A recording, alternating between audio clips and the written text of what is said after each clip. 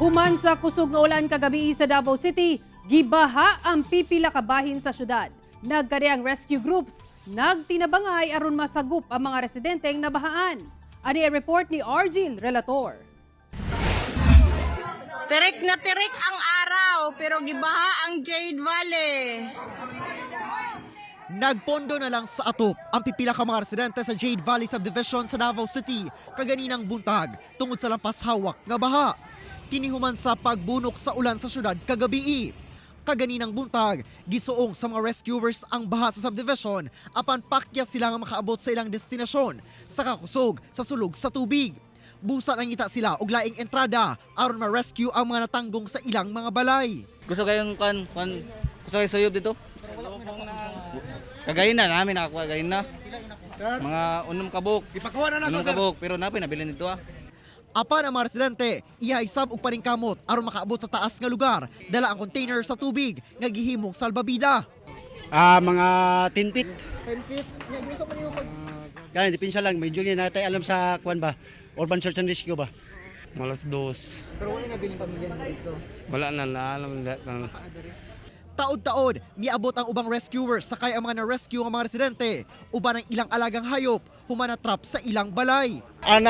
Pundo rami, abi na magdili mo taas ba? Nagkalit naman ay builo di ay. Samtang nagkataas ang init sa adlaw, nagkataasab ang level sa tubig din sa may Jade Valley Subdivision. Buta nga mas makapalisod sa rescue operation. Hinoon, nagtinabangay na ang nakadiiyang ahensya sa gobyerno o volunteer groups aron makuha ang mga na-stranded nga residente. Gibahasab ang kasikbit nga El Rio Subdivision kung asa lampas tuhod ang baha. Gani, nang lutaw na ang gamit sulod niining usa ka panimalay, human sa kalit lang kuno nga pagsaka sa tubig baha. Gilayong ipabakwit sa gym ug open court ang mga residente.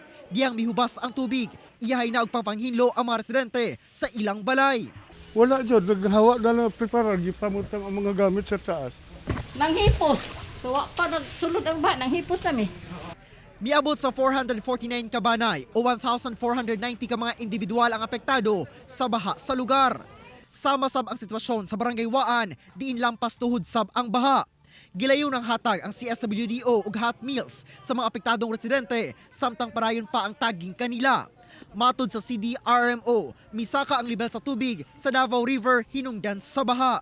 Kusog ang volume sa tubig nagikan sa upstream kay ang tubig nga gihulog aning Davao River is gikan na siya sa mga tulo ka tributaries aning Davao River dito sa upstream.